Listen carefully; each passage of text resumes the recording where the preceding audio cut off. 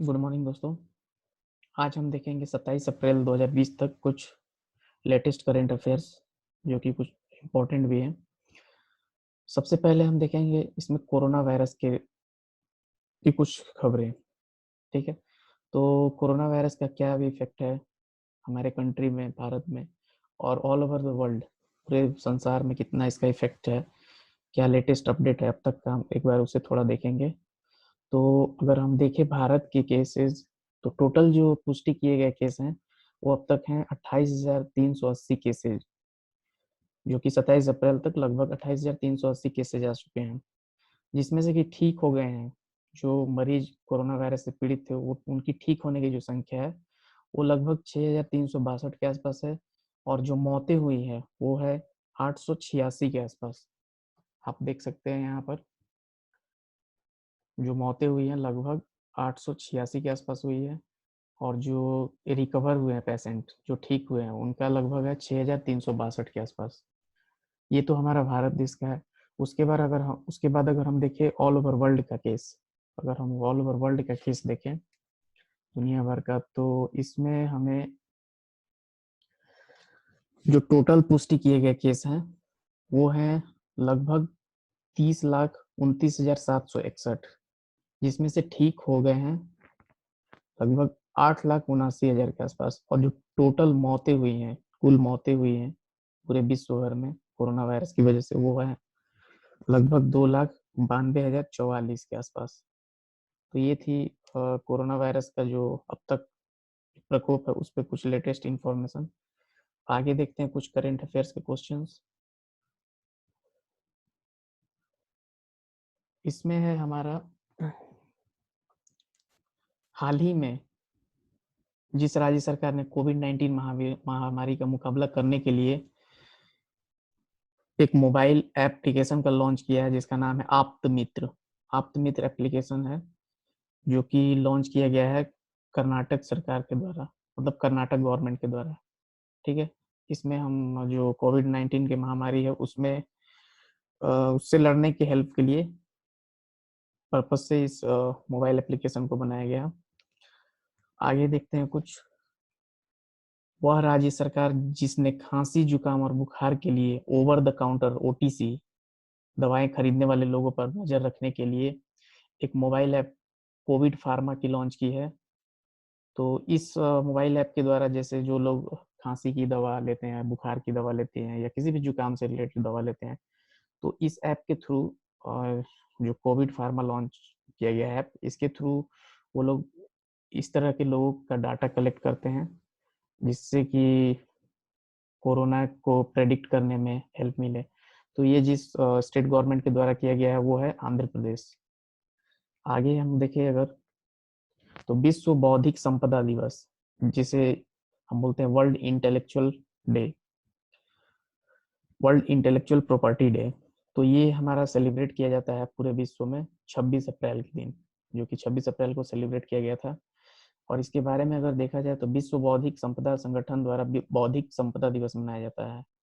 विश्व बौद्धिक संपदा दिवस नवाचार और रचनात्मक को बढ़ावा देने में बौद्धिक संपदा अधिकारों जैसे कि पेटेंट, ट्रेडमार्क, औद्योगिक डिजाइन, कॉपीराइट, इन सब चीजों पे जो अधिकार दिया जाता है, राइट दिया जाता है, उन सब को लेकर ये इसमें विश्व बौद्धिक संपदा संगठन द्वारा जो कुछ जारी किया जाता है जैसे कि पेटेंट, ट्रेडमार्क, औद्योगिक डिजाइन, कॉपीराइट, ये सब चीजों की ये लोग मतलब ट्रेडमार्क अगर हम कहें तो ये सब जो देने का काम करते हैं इन संगठनों द्वारा ये दिया जाता है।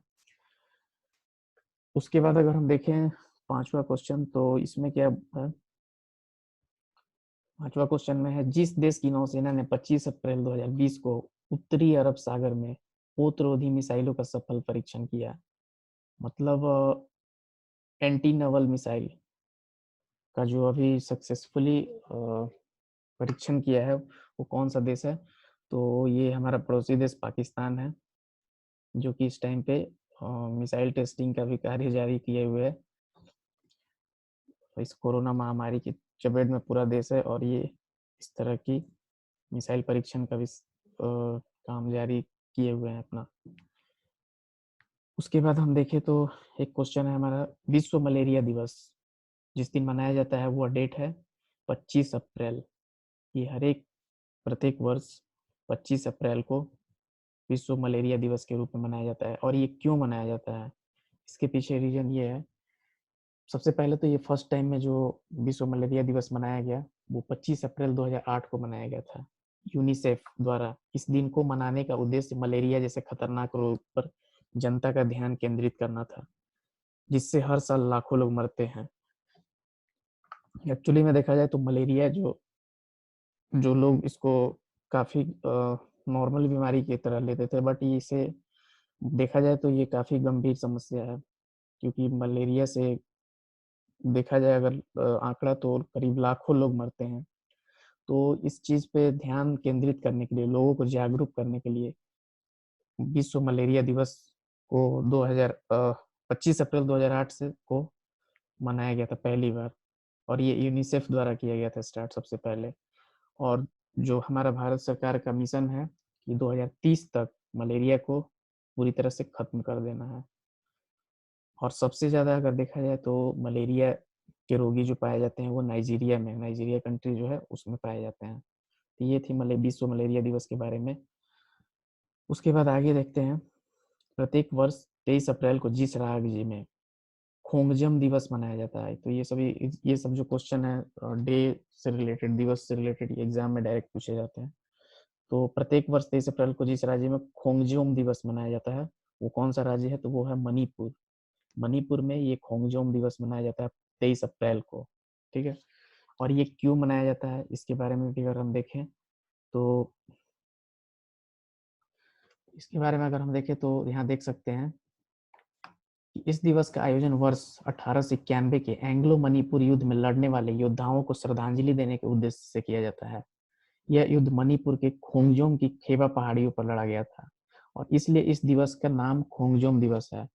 तो हमने देखा है यहाँ पे, एक तो जहाँ पे ये लड़ा गया था उस जगह का नाम ही खोंगजोम है, तो इसलिए उस जगह के नाम से ही इस दिवस को मनाया जाने लगा। और जो एंग्लो मणिपुर के जो लोग थे उनके श्रद्धांजलि देने के लिए ये दिवस को मनाया जाता है। फिर इसके बाद अगर हम देखें तो नेक्स्ट क्वेश्चन में हमारे पास है, यहाँ पर देखें तो हाँ, हाल ही में जिस राज्य के कुछ जिलों में क्लासिक स्वाइनल बुखार एक अभी किसी राज्य में स्टार्ट हुआ था, जिसके कारण 1 वीक के अंदर लगभग 1300 से अधिक सुअरों की मृत्यु हुई थी। जो पिग होते हैं उनकी इस क्लासिकल स्वाइन फीवर के कारण 1300 से ज्यादा जो पिग होते हैं उनकी डेथ हुई थी। तो वो कौन सा राज्य था, वो था असम। असम राज्य में इस तरह की घटना हुई है। तो इस तरह की घटना को हम पाए हैं असम राज्य में। फिर अगर उसके बाद देखें नेक्स्ट क्वेश्चन, तो हमारा है नेक्स्ट क्वेश्चन बैंकिंग उद्योग से लेके। तो बैंकिंग उद्योग को अगले 6 महीने के लिए अर्थात 21 अक्टूबर तक सार्वजनिक उपयोगिता सेवा के रूप में घोषित किया गया है। ठीक है। इसका मतलब क्या है कि 21 अक्टूबर मतलब ये जारी किया गया था 21 अप्रैल 2020 को। ये कोरोना को लेकर ही ये जारी किया गया था। 21 अप्रैल 2020 से लेकर 21 अक्टूबर 2020 तक ये लागू किया गया है, ताकि इसमें जो बैंक के कर्मचारी हैं वो अनावश्यक किसी हड़ताल पे ना जाएं, वो अपना कार्य जारी रखें। यह कानून 21 अप्रैल 2020 से लागू किया गया है। इस अधिनियम के संचालन के दौरान बैंकिंग क्षेत्र के कर्मचारी या अधिकारी द्वारा कोई हड़ताल नहीं की जा सकेगी, इसलिए ये कानून लाया गया है, ताकि बैंकिंग सेक्टर पे कोई असर न पड़े कोई स्ट्राइक की वजह से। तो इसलिए ये कानून को लागू किया गया। उसके बाद अगर हम देखें तो जियो मार्ट क्या है, नाम से ही हम लोग समझ सकते हैं जियो मार्ट मतलब ये रिलायंस इंडस्ट्रीज से रिलेटेड है। जियो मार्ट एक रिलायंस इंडस्ट्रीज ने अपना वेब पोर्टल जियो मार्ट शुरू किया है। मीडिया रिपोर्ट्स के अनुसार अगर देखा जाए तो ये कंपनी जल्द ही जियो मार्ट ऐप के जरिए ग्रोसरी के ऑनलाइन कारोबार में प्रवेश करने वाली है। जो ग्रोसरी शॉपिंग जो है उसमें ऑनलाइन जो शॉपिंग की जाती है उस फील्ड में ये कंपनी अब आने वाली है। ग्रोसरी को घर बैठे लोग व्हाट्सएप से ऑर्डर करने के लिए व्हाट्सएप नंबर भी जारी किया जाएगा। मतलब जो व्हाट्सएप नंबर सेंड किया जाएगा लोगों को, ताकि वो व्हाट्सएप के थ्रू भी अपना जो ग्रोसरी के आइटम है वहाँ से ऑर्डर करके उसे ऑनलाइन ऑर्डर करके ही और वो अपने घर पे डिलीवरी करवा सकते हैं। फिलहाल ये जियो मार्ट की जो सुविधा है वो मुंबई के ठाणे, कल्याण और नवी मुंबई में उपलब्ध है। अभी ये सब जगह नहीं स्टार्ट हुआ है। अभी ये मुंबई के कुछ जगहों पे स्टार्ट हुआ है, ठाणे, कल्याण और न्यू मुंबई मुंबई इन जगहों पर अभी ये इसकी सुविधा देखी जा रही है। तो लगभग 10 क्वेश्चन का मैंने आज डिस्कशन किया, जो कि करंट अफेयर्स के काफ़ी इंपॉर्टेंट देखा जाए तो हैं ये एग्जाम पर्पज से। अगर आप लोगों को अच्छा लगा ये सारे पॉइंट्स, तो आप इसको लाइक कीजिए और सब्सक्राइब कीजिए। अगर इसमें कुछ गलतियां हैं या कुछ और भी इसमें इम्प्रूव किया जा सकता है तो उसके लिए आप सजेशन दे सकते हैं कमेंट बॉक्स में। थैंक यू आज के लिए।